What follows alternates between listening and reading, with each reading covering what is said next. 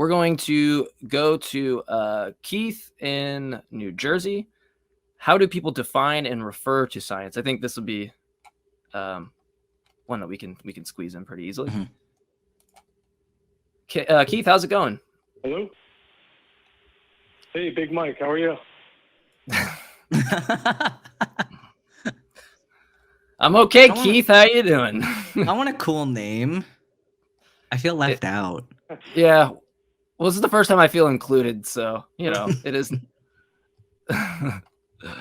Anyway, Keith, how you doing? What you said you want to talk about how people define and refer to science? Is there any kind of comments you wanted to make before you get me or Ben's opinion on it? Yeah, what I wanted to kind of refer to is when people basically refer to, well, you believe in science, or is science really the only way that you come to know whatever you claim to know? The way I view science is just being the most efficient critical thinker that you can be. That's why there's not one scientific method. That's how I envision it. And I had kind of a fun example that happened to me last weekend, and I thought I'd share it with you guys. And that was kind of similar to what I'm saying. Do you disagree with the way I'm characterizing science? You talking about its scope of methodology being, because I'd want to argue that there's a pretty strict methodology at which, like, you couldn't just kind of throw out falsification and side with like just verification, for example, right? Right. So, but I don't want to make like a fuss on the point, but I would say that there are points in the method that like you can't throw away, otherwise you're in some weird verificationism, and I wouldn't hold to that methodology. Yeah, no, I think that falsification is part of being a very efficient critical thinker. Therefore, I think that is like when people use the phrase "you're very scientific minded." I think that's falsification would be included in that kind of mindset. Okay. Yeah. You agree? Yeah. No, I just kind of draw those barriers in case someone's like, "Well, I have this method of science that it only verifies things but doesn't set out to falsify anything," or something like that. Then I'd be like, that's pseudoscience. Yeah. Well, I think that right, sure. I think the critical thinking is an important component. I don't think science is limited to critical thinking, because you have things like stats and math that you need, which sure, you can think your way through math. But we have some very well-defined measures within the math itself that I think if you were to do the scientific method without the stats, we wouldn't be as confident in our answers as we are. Sure. And in my mind, I'm thinking that if you are a stats-minded person, your scientifically, method or scientific minded, like the way you are, you would be more efficient than I would. I'm just making the example that the most efficient critical thinkers would be more, you would refer to them as being scientifically minded, or having some of the best methods out there to figure out if what they're actually seeing or experiencing is actually corresponds to reality, right? I mean, that's the goal of the scientific method, sure. Right. Okay. I just want to give a fun example that I came across, about a week ago. So I have a Tesla, right? And a customer of mine sends me a message and says, "Keith, give me a call as soon as you can. I want to tell you something about your car." And so I was this is like a secretary or whatever. And so I call up, and she's like, "My son lives in an apartment complex, and there's a parking garage downstairs, and there's a row of chargers, and there's Teslas there and all this. And he has a Honda." And she says, and oddly enough, every time he goes to a Tesla and he double clicks his Honda, the key fob, the lights flash. And he goes to the next car and he double clicks on it again, and boom, the lights flash again.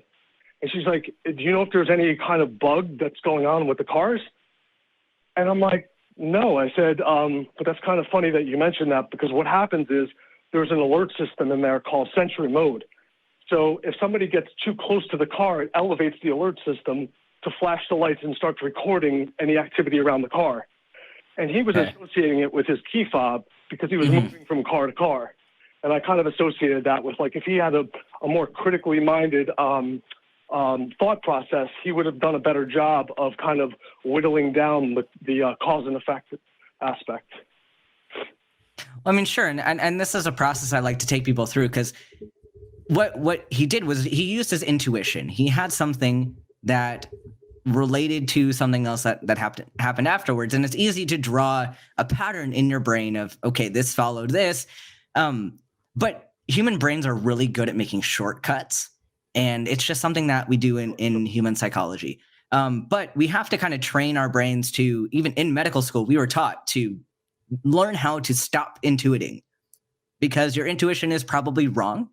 Or even if it isn't, you need to make sure that you've accurately included other options. So the reason why we do differential diagnoses is because, sure, you might think immediately that this one thing is the pattern, but patterns are not super useful in ruling anything out, because if you can't think of something that maybe doesn't quite fit, or you have a high possibility of ruling out good answers. So that's why in medicine, we take a whole list and we say, what are all of the things that can cause a headache? And you write all of them down, whether or not they seem like they fit, you write it down. Sure. And then you can rule things out. But yeah, I do think that relying on intuition makes for poor critical thinking. And we do need to connect the dots better from A to B to C instead of jumping from A to C. So I'm with you on that. I think we agree there. Yeah, I mean, there's also a point of like just intuitions having any force. Like if you don't share the same intuition, I don't know how someone else is going to be forced by a claim about an intuition that the person has, especially if, like, I don't have access to their mind. I don't even know if they truly have that intuition or not, right? It's just a claim that they have that. But if it's the case that I can, like, rival your intuition with mine, it's like faith at that point. It's like, well, we need to introduce something else because this shit ain't working. Yeah, something that I say a lot is that intuition is great for ruling in answers, but is terrible for ruling out answers. It's like, it's great patterns are awesome when you need to think of things that fit together, but it's not good enough a tool to eliminate bad answers. Because so like in philosophy of science, there's something called problem of underdetermination. It kind of sounds like what you're saying is there's this problem of underdetermination if you just solely relied on what fits the data as opposed to ruling them out. That's interesting. Sorry, Keith, I didn't mean to talk over you. I just was fascinated by that. No, I was just, I think that what you're saying is maybe intuition is a good hypothesis, but just not good enough to be a theory. Exactly. Like if I'm a physician, and let's say yesterday I had a patient who had anemia, or even, this is even better, when I misdiagnosed somebody yesterday who had anemia, and then I find out that that's what they had, the next day I get a patient with the same presentation, and my brain is very likely to say, yeah, I was burned on this yesterday. I'm not going to miss it today. I'm going to diagnose them with anemia. And maybe they do, maybe they don't. If they don't have it, I just completely disregarded my entire thought process and just used the thing that I missed yesterday. It's an availability heuristic. So I was lazy, and I like to call it cognitive laziness, because I just didn't even think through the problem. Yeah. So yeah, like the intuition was great in that I brought in that knowledge of the pattern that I saw yesterday, but that pattern alone is not enough for me to just not think through the rest of the equation. Right. Does that help? Anything else you wanted to add, Keith? We're going to try to get to... Yeah, go ahead. Yeah. No, it was great talking to you guys, and thanks for taking my call. Well, thank you. We appreciate you calling in.